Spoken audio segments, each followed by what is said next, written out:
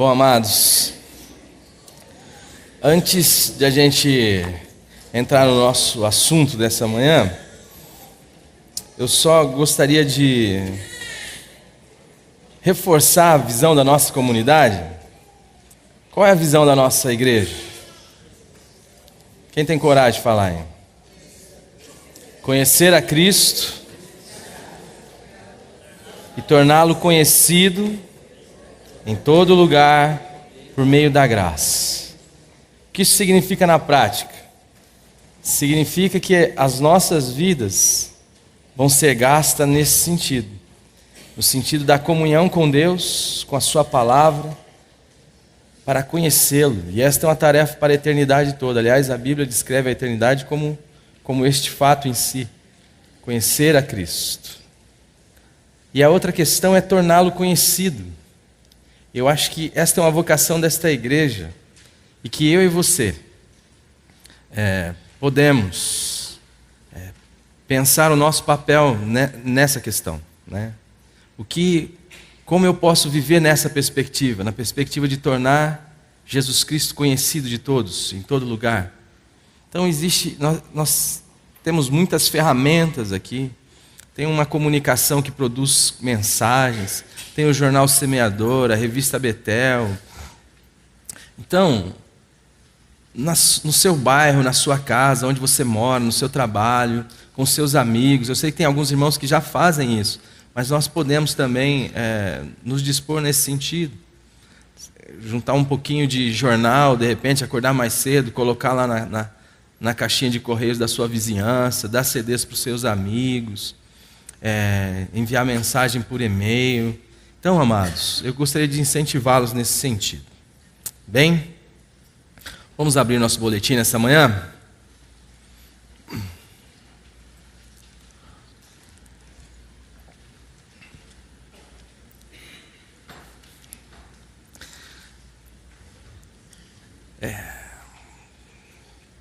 Algo incomodou meu coração há uns 3, 4 meses atrás, uns 3 meses atrás.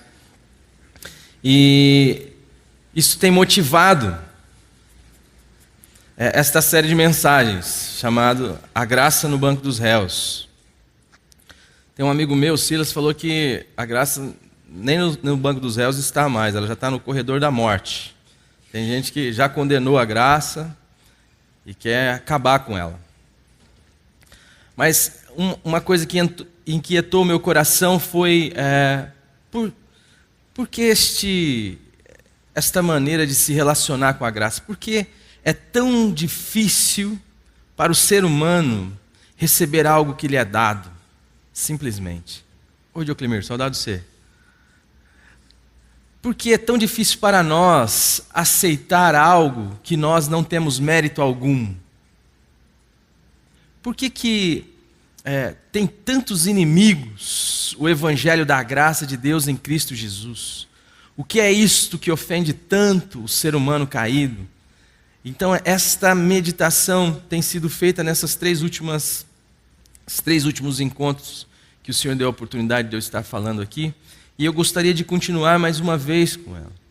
E também pensar um pouco aonde, ou como talvez nós como igreja, temos contribuído ou permitido que a graça de Deus seja alvo então deste ódio.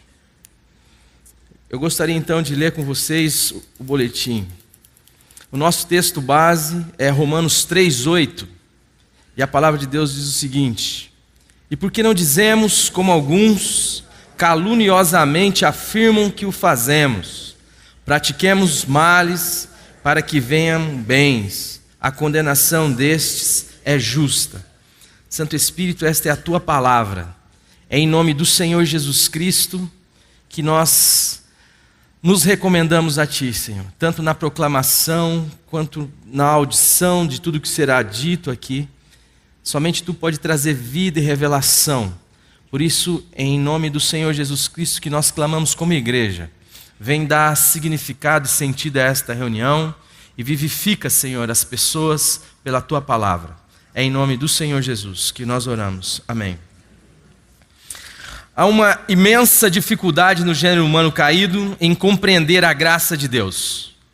O Dr. Martyn Lloyd-Jones, ao falar sobre a pregação do Evangelho da Graça de Deus, faz a seguinte afirmação: se ao pregar o Evangelho da Graça de Deus em Cristo Jesus, você não for mal interpretado, muito provavelmente você não pregou a graça.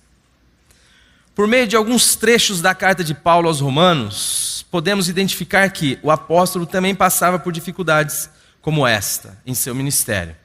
O que nós percebemos no ministério de Paulo, e também nas suas cartas, Coríntios, no próprio texto de Romanos, é que volta e meia ele fazia uma pergunta retórica para poder ele mesmo responder.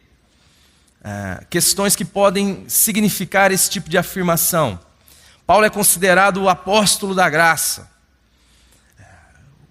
Ele tem como marca principal na comunicação do seu evangelho a graça de Deus, a justificação pela fé.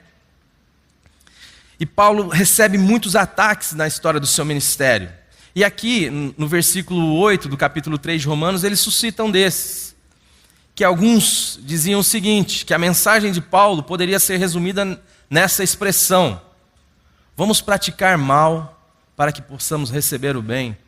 No capítulo 6, no versículo 1, ele vai dizer: que diremos, pois? Permaneceremos no pecado para que a graça aumente?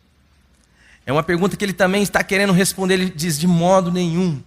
Mas por que ele fala isso? Por que ele se preocupa com isso?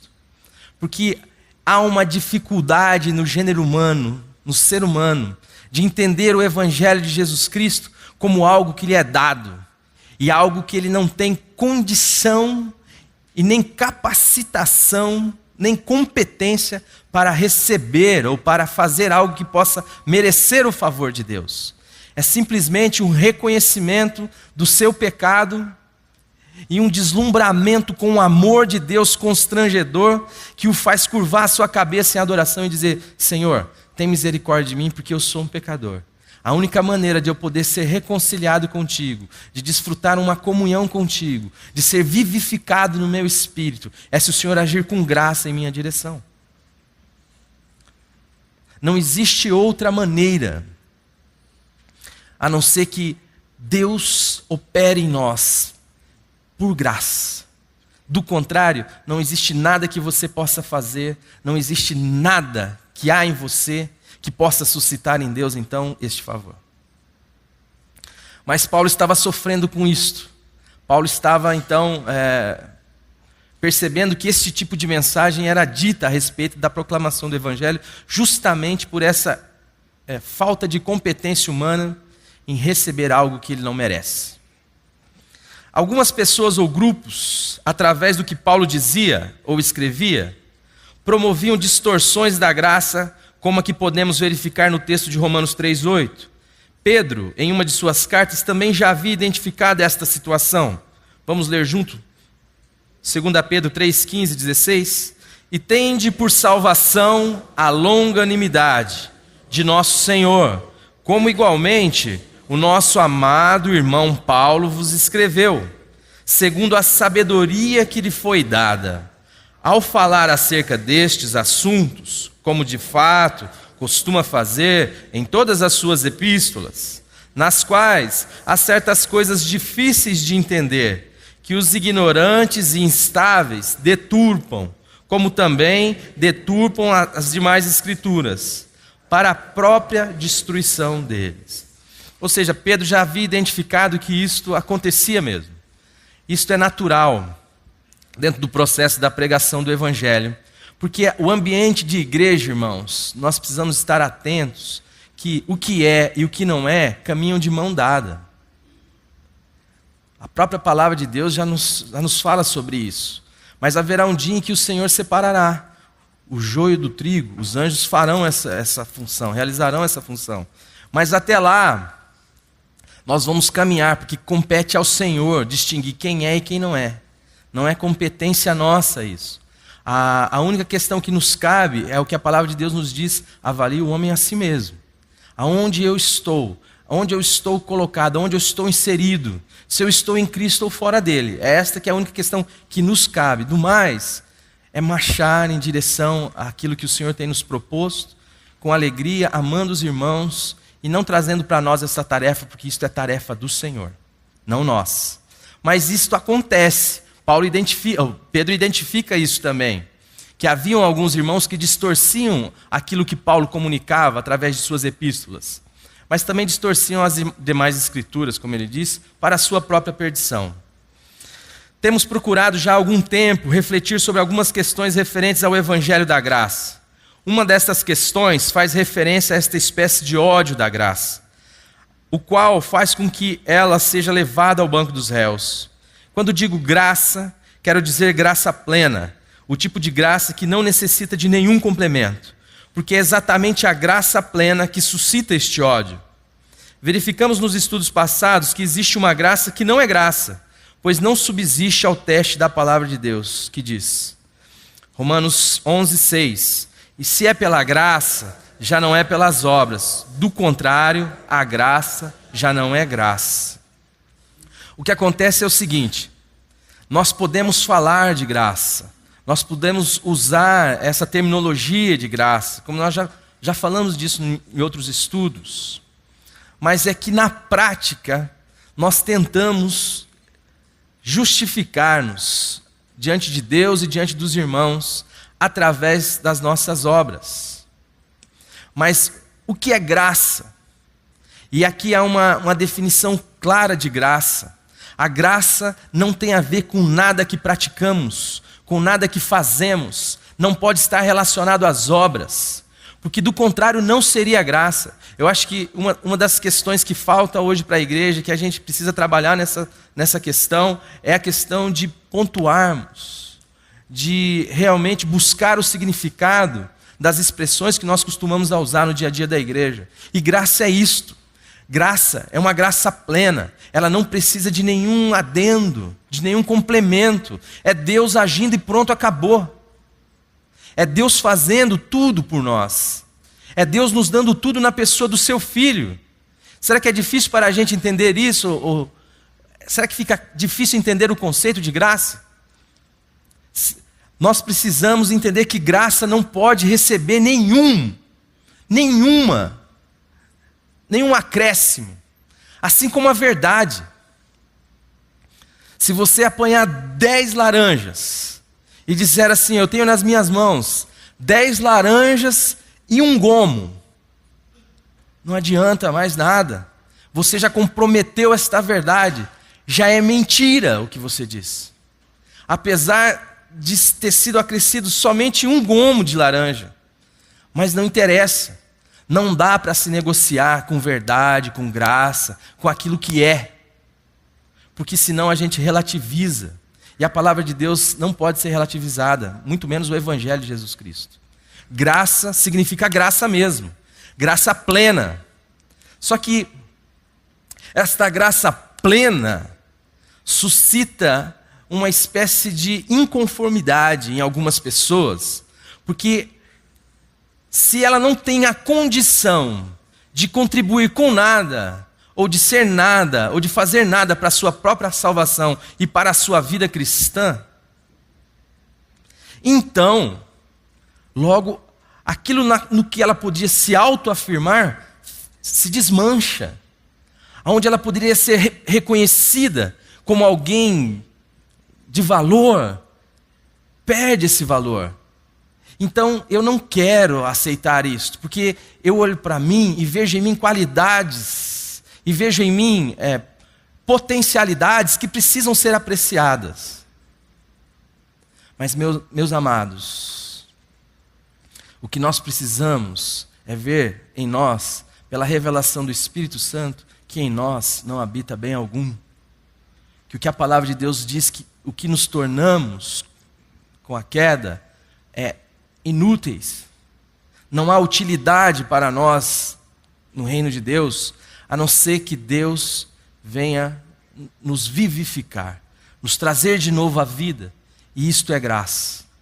Isto é ação de Deus. Não tem nada a ver conosco, com aquilo que fazemos. Então eu gostaria de deixar claro aqui este ponto. Graça é graça mesmo, meus irmãos. A graça não pode ser acrescida de uma vírgula.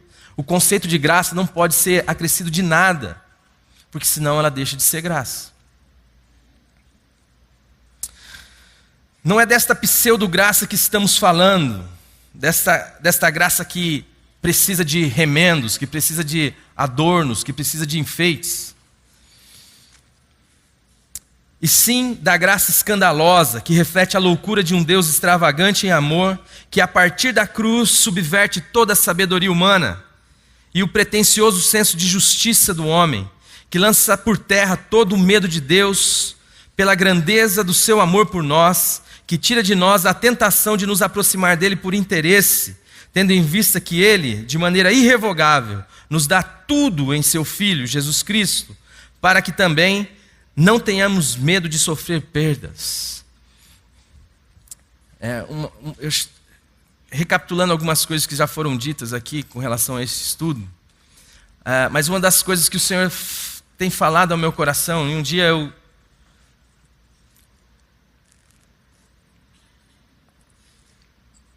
num momento com Ele, como é difícil para nós nos aproximarmos de Deus. Você já reparou? Como é difícil para nós buscar uma comunhão com Deus pura e simples, e nos entender aceitos por Deus, amados por Deus. Como isto é difícil para nós, porque nós temos sido treinados, para não dizer adestrados, a nos relacionar com Deus em 3 colunas básicas. E a religião faz isso conosco: medo, interesse e culpa. Então, quando eu realizo qualquer ação no sentido de pensar estar me relacionando com Deus, esta ação muitas vezes tem como base o medo. E o que Deus fez para eliminar este medo de nós? Ele nos amou e demonstrou esse amor de maneira indescritível. A Bíblia vai dizer de tal maneira, porque deu o seu Filho unigênito, para que todo aquele que nele crê não morra, mas tenha vida eterna. Deus te amou, meu amado. Deus te amou tanto, para que você não precisasse ter medo dele. Deus te amou tanto e te ama tanto, que Ele fez aquilo que é inimaginável para qualquer ser humano. Ele deu o seu Filho para morrer por todos os seus pecados. Eu quero dizer, por todos os seus pecados, pelos meus pecados e pelos do mundo todo, diz a palavra. Porque ama. E Ele te deu de uma maneira tão plena e tão absurda e tão graciosa, que é irrevogável isso, como a palavra de Deus diz. Para que você jamais se aproxime de Deus, tendo como base o medo, o interesse ou a sua culpa. Para que você não invalide esta relação com Deus, porque nenhuma relação é sustentada, pode ter sentido de realidade pautada nesse tripé. E eu tenho enfatizado isso, vocês sabem disso, e eu quero continuar batendo nisso, porque isso precisa ficar claro no nosso coração. Todas as vezes que você se aproxima de Deus, ou faz algo para Deus, ou deixa de fazer algo, que é o medo de Deus que está promovendo isso, que está financiando isso, eu quero dizer novamente, isto não tem nenhum significado ou sentido para Deus. Assim como ninguém que te dê um abraço por medo, você pode dar significado a este abraço. Ninguém que se move em sua direção por interesse, você pode dar significado a este mover. Se eu te abraço por interesse, e você sabe disto, que sentido tem esse abraço para você? Se eu te abraço com medo, e você sabe disto, que sentido tem esse abraço? E com relação à nossa culpa, Deus lançou longe de nós, lançou em Cristo Jesus, o castigo que nos traz a paz, estava sobre Ele, para que você e eu pudéssemos viver sem culpa, mas nós somos Nós parecemos aquelas pessoas que gostam de se autoflagelar. Parece que viver sem culpa é esquisito, é desconfortável, porque às vezes eu alimento a minha culpa para que eu me torture um pouco, para que de alguma maneira eu me sinta justificado pela minha culpa. É o absurdo dos absurdos. Eu sofro porque eu sofro culpa. Então talvez eu tenha uma legitimidade maior de me aproximar de Deus. Meus amados, aquilo que Jesus Cristo realizou na cruz do Calvário é algo pleno, algo gracioso. Você está liberto da sua culpa. Você só carregará este fardo sobre as suas costas, se você quiser. Mas este fardo, Jesus já levou sobre si. Eu não sei como é que você está, eu não sei como é que está a sua vida, eu não sei as coisas que você fez, que você deixa de fazer. Mas eu sei de uma coisa, Jesus Cristo pagou por todos os seus pecados. Esta é a graça que nos liberta da escravidão do culto à performance. Isto porque nela encontramos um Deus único que não está à procura de atletas espirituais para se divertir com eles, os observando na arena do Coliseu da religião, enquanto digladiam entre si para ver quem será o maior no reino de Deus. Mas um pai que veio buscar apenas filhos que choram com fome, aos quais ele tem que alimentar. Filhos que muitas vezes lhe dão trabalho, aos quais ele tem o prazer de educar e ensinar o caminho da vida. Quando nós olhamos muitas vezes a nossa expressão religiosa, ela parece isso. Parece pessoas que estão se digladiando, querendo disputar as coisas santas. Quem prega melhor, quem toca melhor, quem vai mais na igreja, quem dá um dízimo maior, e Deus observando ali, vê quem que pode dar um golpe mais forte para dizer, olha, eu sou melhor do que o outro, eu preciso de um lugar melhor no reino de Deus, eu preciso sentar à sua direita, Deus, ou à sua esquerda, tendo em vista o meu desempenho. O que um filho seu precisa fazer para ser amado por você, a não ser existir? Hein, Rodrigão? Você que entrou para o time agora, recentemente. O que um filho seu precisa fazer para ser amado? Estou falando nas categorias saudáveis. Não precisa fazer nada. Basta existir, basta estar na existência. Você não consegue explicar aquele amor. É um amor que... Agora, nós achamos que nós temos uma capacidade maior de amar do que o Deus de toda a graça. O Deus que se identifica como amor. Porque a palavra de Deus diz que Deus é amor. Deus te ama desesperadamente, meu amado. Deus te ama. Deus me ama. E nós precisávamos celebrar isto como aquilo que dá sentido à nossa vida. Deus não está interessado na sua performance de crente, de filho, do que quer que seja. Porque Deus não veio buscar gladiadores, Ele veio buscar filhos. Ele não veio buscar estivadores, Ele veio buscar filhos. Ele é o Deus que não pode ser servido pelas mãos humanas. Ele é o Deus que não necessita de coisa alguma. Se você é vocacionado, chamado, filho, para participar das coisas do seu Pai, é um privilégio seu. Mas eu quero dizer para você, Deus pode te chamar para quebrar pedra, mas Ele não te amará porque você quebra pedra. Ele vai te amar porque você é filho dEle. E para você vai ser um privilégio quebrar pedra aí nesse caso. Deus pode te chamar para qualquer coisa, irmãos. Mas é sempre a ideia de que eu sou filho, eu sou herdeiro de Deus, eu sou co-herdeiro com Cristo e estou participando das coisas do meu Pai. Por isso, o meu Pai que ama quer se comunicar a outros, então eu me coloco à disposição do meu Pai para ser instrumento dessa comunicação para outros. Por isso que há atividades dentro do grupo, da reunião da igreja, que precisam ser realizadas, atividades, e que eu me coloco à disposição do meu Pai para que Ele se manifeste através de mim nessas práticas. Porque só há uma maneira de se servir a Deus e de se adorar a Deus, é no próximo. Deus não sente fome. Sabe quando é que você dá um pão para Deus? Quando você dá um pão para o seu irmão que está com fome. É assim que Jesus nos diz. Sabe quando é que você visita Deus? É quando você visita um irmão seu que está doente. É assim que a palavra de Deus nos ensina. A palavra de Deus vai dizer que Jesus disse para as ovelhas que elas eram benditas e eram bem-vindas no reino do Pai, e porque ele tinha passado fome, elas tinham o alimentado, sede, e elas tinham dado de beber, doente, elas foram visitar, e elas mesmo perguntam dentro do texto dos evangelhos: mas quando que isso aconteceu? Quando vocês fizeram isso a um desses pequeninos, a mim me fizeste. Então, meus amados, nessa perspectiva, o ministério, o serviço na igreja ganha uma outra perspectiva. Eu não sou amado de Deus porque eu desempenho papéis. Eu sou amado porque sou filho. E desempenho papéis porque para mim é um privilégio ser instrumento de Deus na comunicação deste amor por outras pessoas.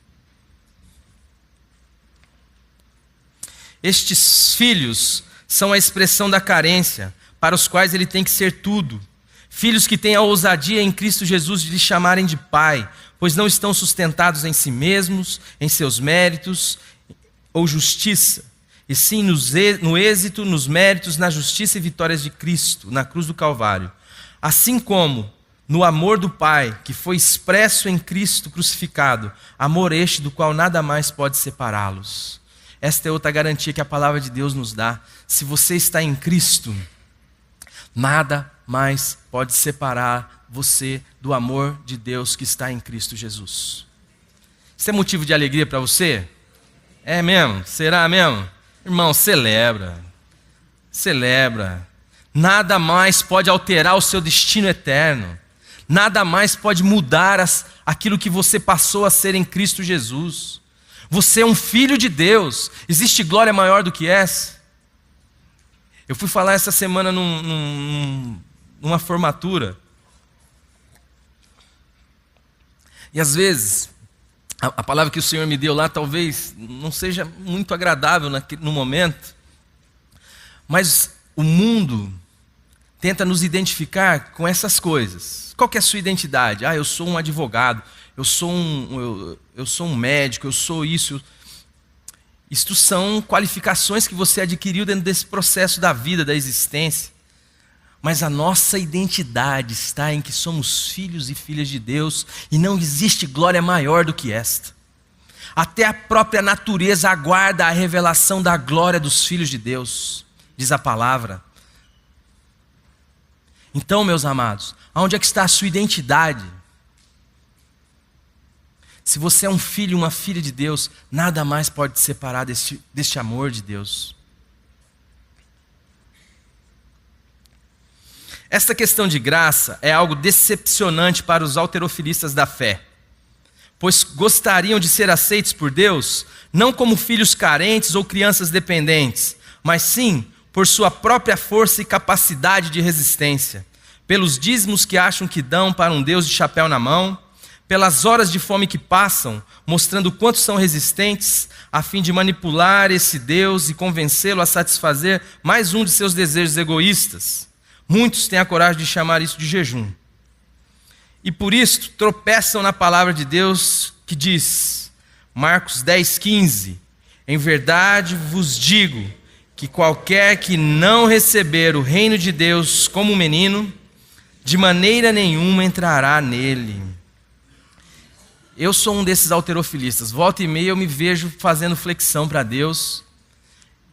Porque é difícil, irmãos. É difícil a gente aceitar esse amor de Deus. Eu estou falando para a igreja, estou falando para mim. É difícil para a gente aceitar que a gente é amado. É difícil para a gente aceitar que isto é graça. E eu gostaria tanto de convencer Deus que no meu caso ele está errado. Que eu tenho uma força, que olha aqui, eu consigo levantar uns pesos, aí ele me deixa com os meus pesos durante um tempo, até que eu falo, não dá, Pai, me ajuda. É a carência. Você é um carente, quando a referência é Deus. Assim como o seu filho é um carente com referência a você. Se você, Rodrigão, não for tudo que seu filho não é, seu filho morre.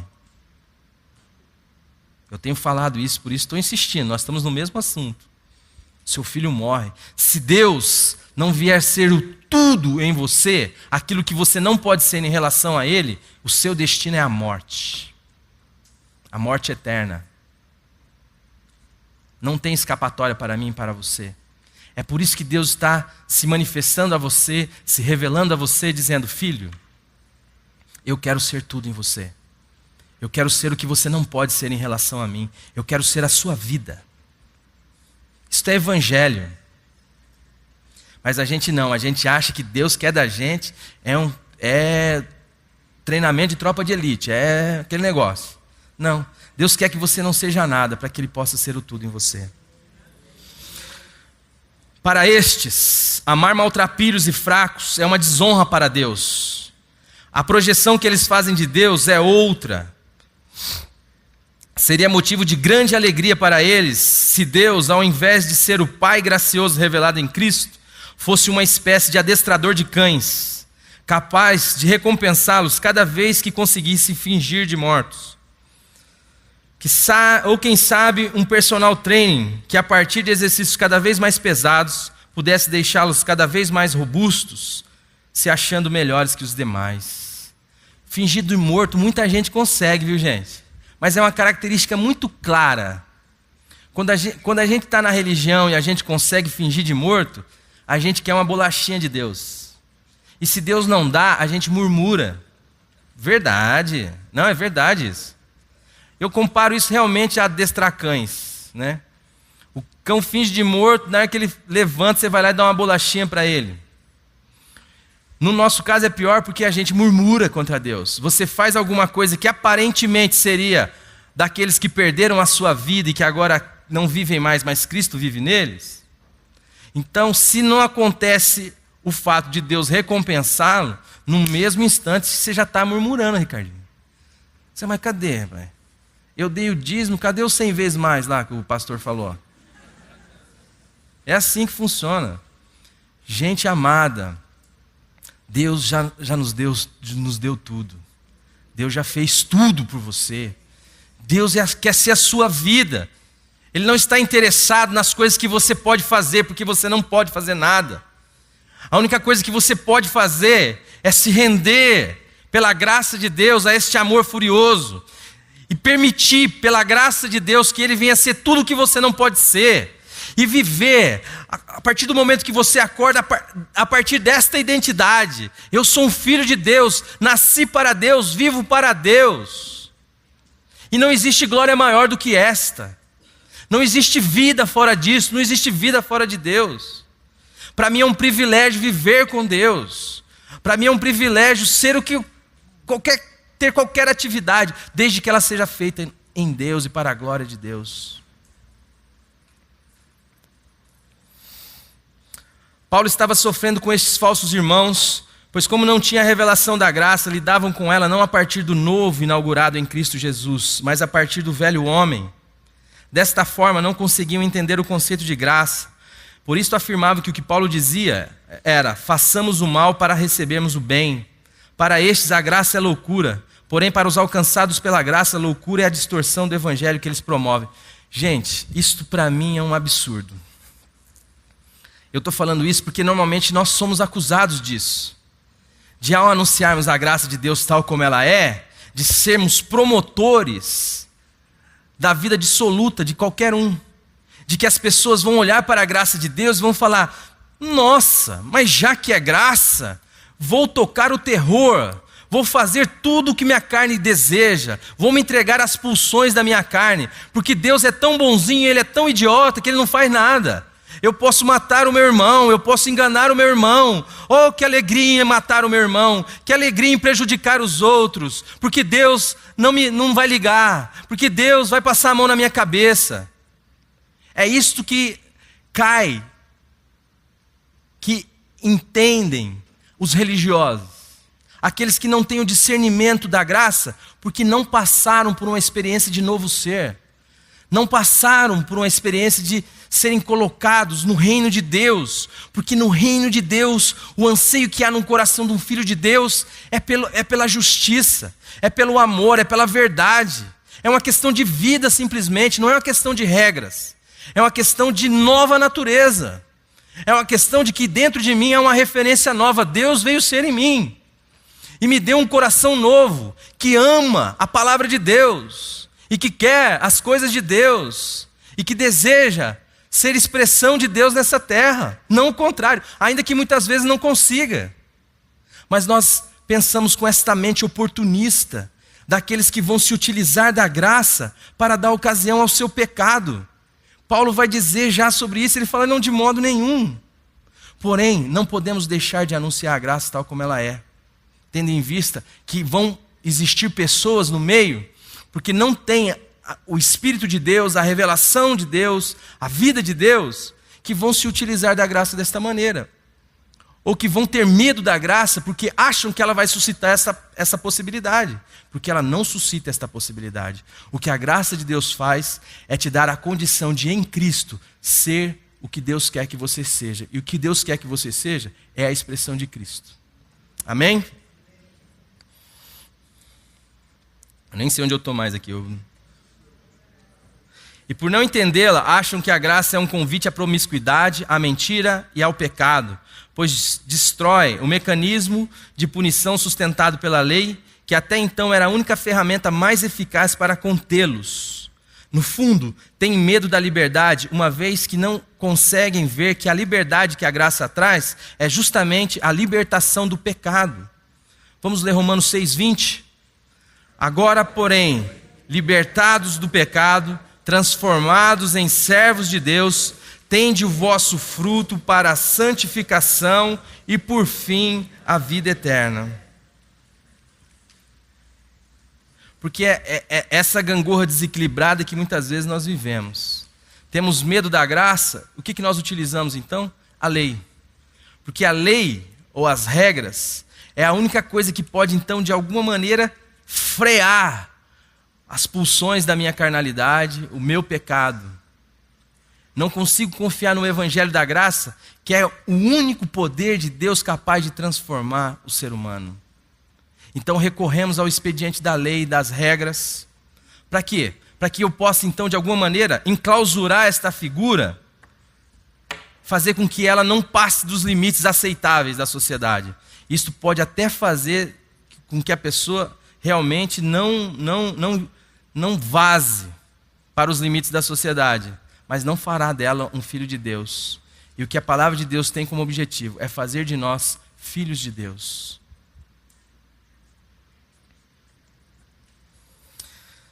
Se não passarmos por uma experiência de cruz, de novo ser, como diz Paul Tillich, é impossível assimilarmos a graça e continuaremos sob o domínio do prazer do pecado. Somente a experiência da cruz nos dá o prazer na palavra de Deus, como está em Romanos 7:22, porque segundo o homem interior, tem o prazer na lei de Deus. Sem cruz não existe verdadeiramente a percepção da graça. O problema é que a cruz pressupõe a morte do pecador. Muitos querem apenas o ambiente cristão, os valores cristãos, a ética cristã, mas ninguém quer morrer. Negar a si mesmo, dia a dia tomar a sua cruz e seguir após Jesus. Nasce aí a primeira razão pela qual a graça é tão odiada, como ressalta Karl Barth. Às vezes o que nós queremos é isto. Nós queremos o ambiente cristão. Nós queremos a ética cristã. Mas não é isso que a palavra de Deus nos diz. A palavra de Deus não quer fazer de você um religioso, quer fazer de você uma nova criatura. E para você ser uma nova criatura, você precisa perder a vida velha. Não tem como você ganhar a dimensão do reino de Deus se você não perder a dimensão do mundo. Se você ainda quer viver para o mundo, se você ainda quer viver no reino do mundo, não tem como você estar no reino de Deus. É uma impossibilidade. Não tem como. Simplesmente assim. É simples assim. O mais chocante é como uma expressão como essa de Romanos 3:8 pode fazer sentido no meio cristão. Tal hipótese tinha que soar para nós como um absurdo dos absurdos, tal como Deus é o diabo. A simples ideia de que a pregação da graça servirá de estímulo para o pecador viver em pecado demonstra um total desconhecimento da graça, além de apontar para uma necessidade patente de cruz.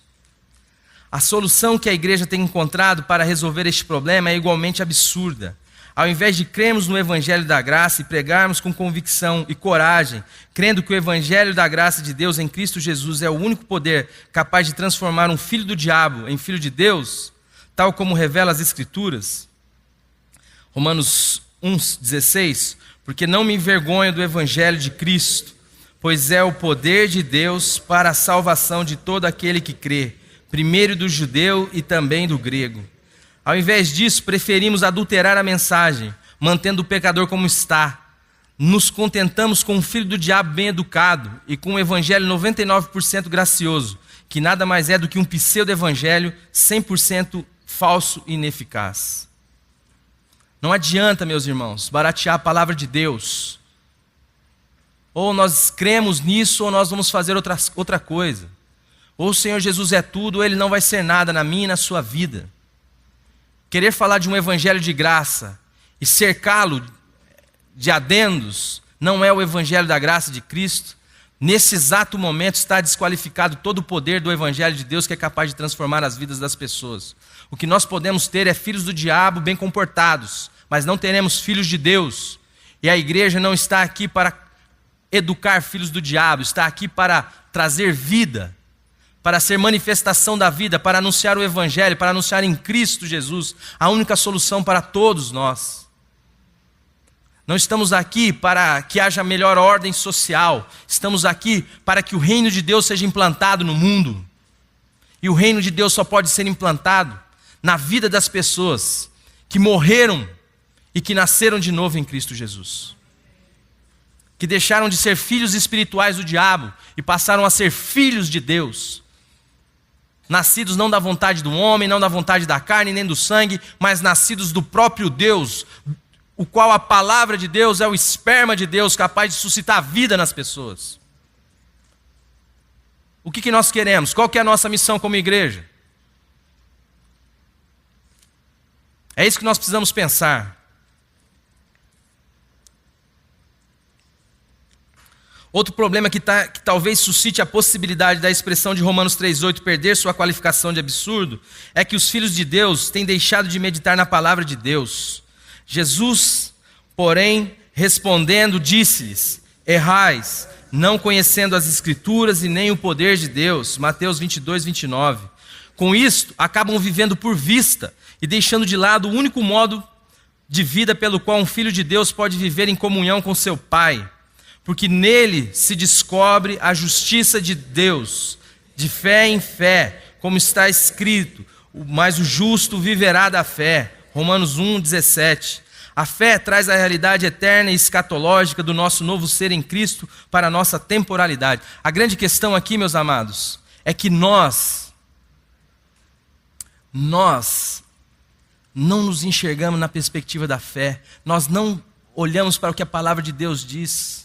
Nós costumamos olhar a nossa realidade, aquilo que Paulo vai olhar para si e vai dizer: eu sei que em mim, isto é, na minha carne, não habita bem algum. Mas para nós que estamos em Cristo, a nossa vocação é trazer pela fé a realidade escatológica, a realidade futura, para ser vivida aqui hoje. Um filho de Deus só existe uma maneira, como o texto que foi lido no começo. Sem fé é impossível agradar a Deus. E a fé é esta condição que Deus nos dá por sua graça, de vivermos a partir da nossa nova identidade, a partir daquilo que esperamos e que não vemos, não a partir do que vemos. Se você olha para você e não vê a condição de perdoar e de amar, saiba que isso está correto, mas você não foi chamado a viver por vista e nem a viver segundo a sua possibilidade. Você foi chamado a viver pelas possibilidades do Espírito Santo de Deus que habita em você. É por isso que você deve andar em direção ao amor e ao perdão. Não porque há esta capacidade em você, mas porque há uma nova vida em você. Porque em Cristo Jesus você foi feito uma nova criatura. E ainda que você não consiga ver isto, é nessa direção que você deve andar. Agora o que nós fazemos? Nós damos mais autoridade àquilo que nós somos, à nossa carne que vemos, do que aquilo que nós somos em Cristo Jesus, do que o novo que foi implantado em nós, o qual nós não podemos ver e por isso necessitamos de fé para crer. Você é uma nova criatura, você foi chamado para amar, para perdoar, para ser justo. Acorde pela manhã sabendo disto. Isto é o sentido comum da sua vida. E ande então nesta direção. Não dê razão àquilo que você vê, mas dê a razão àquilo que você não pode enxergar ainda em você. E quando Deus se manifestar em você, isto vai gerar louvor e adoração a Deus, porque você saberá que aquilo não provém de você, mas da vida de Cristo que habita em você. E isto redundará em louvor e glórias ao Senhor. Para compreendermos a mente paulina, temos que ter a fé como leito hermenêutico. Ora, a fé é a certeza das coisas que se esperam, a convicção de fatos que se não veem. Hebreus 11:1. É a realidade que não vemos, mas que podemos viver aqui e agora. Para Paulo, tudo estava consumado. Ele já havia morrido e também ressuscitado. Havia uma convicção trazida pela fé de que, assim, se alguém está em Cristo, nova criatura é. As coisas velhas já passaram, eis que tudo se fez novo. 2 Coríntios 5,17. Quando você acorda pela manhã, é assim que você se vê? Você toma o ar para os seus pulmões. Eu quero pedir perdão, gente, que eu recebi tarde a palavra, então tá indo um pouquinho. Então vocês me perdoam. Eu quero dizer para vocês, quando vocês acordam de manhã, você enche o seu peito de ar. É assim que você se vê? Se não é, amado, é assim que você deveria se ver. Você é uma nova criatura. Não tem mais nada a ver com a velha. A velha morreu. Mas o que nós fazemos? Nós olhamos no espelho de manhã, olhamos a nossa cara amassada e falamos, nossa, eu continuo o mesmo. Irmãos, é fé. Você já morreu. O seu velho homem já foi aniquilado. Você agora é uma nova criatura. Você é um filho de Deus. Busque então a viver esta nova realidade. Ande nesta direção. E aí não haverá regras para você. Não há necessidade de regras. O fim da lei é Cristo, como diz Romanos 10:4. O fim da lei é Cristo. É assim que eu e você deveríamos nos ver. Oh, aleluia, eu sou uma nova criatura. Eu devo andar em direção à justiça, à verdade. Há essa capacidade em mim? Não. Mas há uma vida nova em mim, capaz de me sustentar nesta direção. E todas as vezes que eu tropeçar nesse caminho de seguir em direção a Jesus, a graça me porá de pé e me susterá novamente, me apontará a direção novamente. Siga em frente, filho amado. Não olhe para a sua condição carnal. Olhe para as possibilidades do Espírito da vida que habita em você. Olhe para aquilo que eu posso ser em você, quando você não pode ser nada. Mas nós insistimos em olhar para nós e ficamos, eu não consigo, eu não posso perdoar. Meus amados, há uma vida da ressurreição dentro de você. O maior poder do universo, o mesmo poder que ressuscitou a Cristo dentre os mortos, habita em você. Essa é a sua identidade, não se venda por menos. Quando o diabo vier falar na sua cabeça que você é apontando os seus erros, é apontando para o que você é, diga, Cristo pagou por todos os meus pecados e veio ser a minha vida. É por isso que eu ando em direção a Jesus Cristo. Não porque haja capacidade em mim ou méritos em mim, mas é porque Ele me sustenta. E é porque esta é a minha identidade. É porque eu renasci para isto.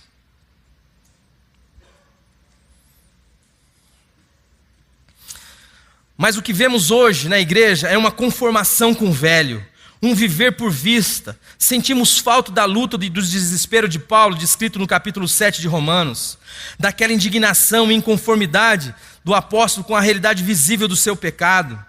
Bom seria se a igreja toda deixasse de lado a síndrome de Gabriela, eu nasci assim, eu cresci assim, você sempre assim, e passasse a viver por fé, buscando hoje o que já é em Cristo Jesus.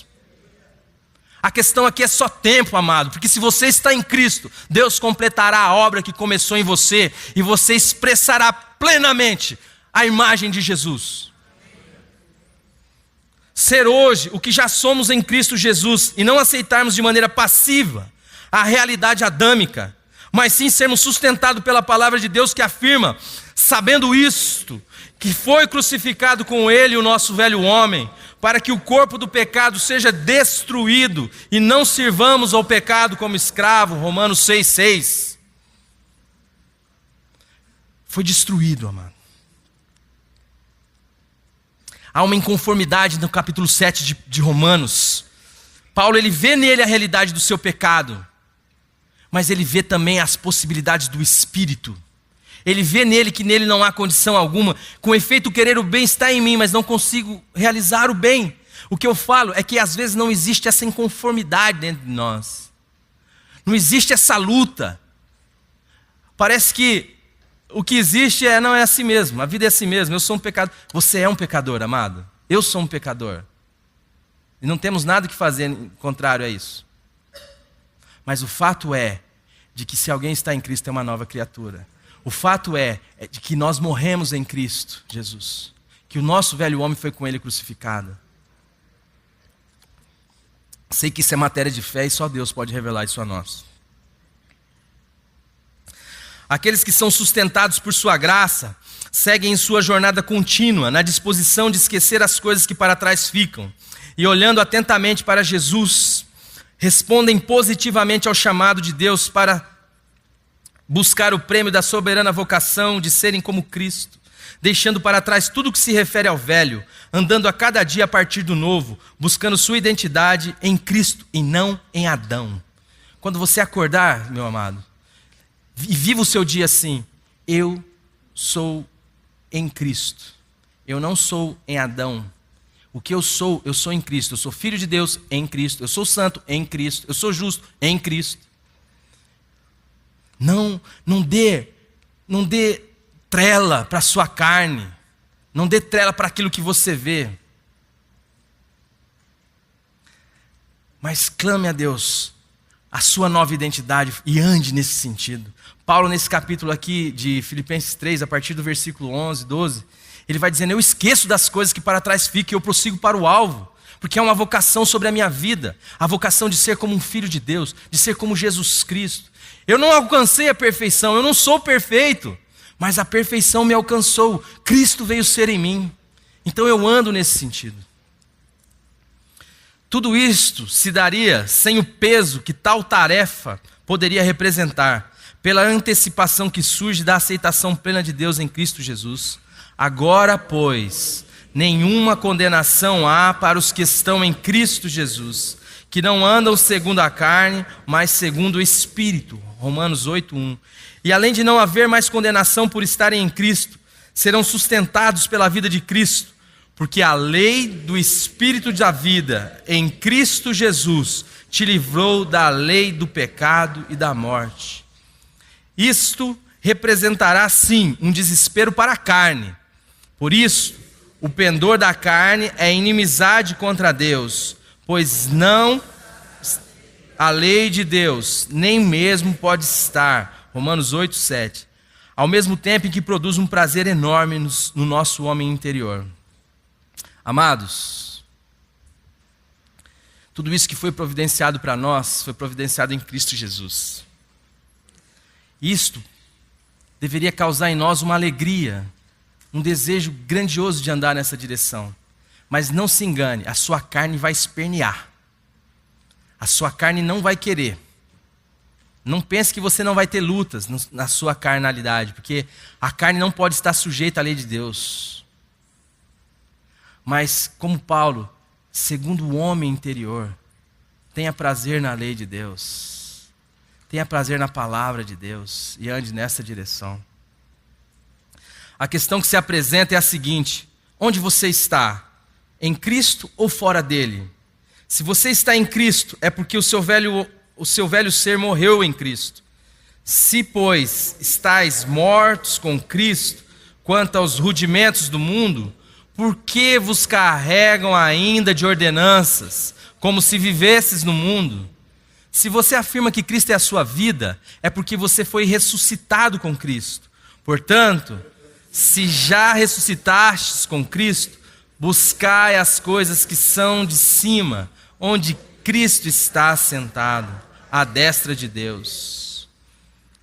Pense nisto. Se você morreu com Cristo, as regras não têm mais sentido. Assim como não tem mais sentido a vida velha, se você é uma nova criatura em Cristo Jesus. É assim que a vida é assim que a nova vida é. Amados, o fim da lei é Jesus. Se você é uma nova criatura em Jesus Cristo, se você morreu com Cristo, por que vos sujeitais ainda a ordenanças como se você vivesses no mundo? Se você morreu para a lei, não tem sentido a lei para você.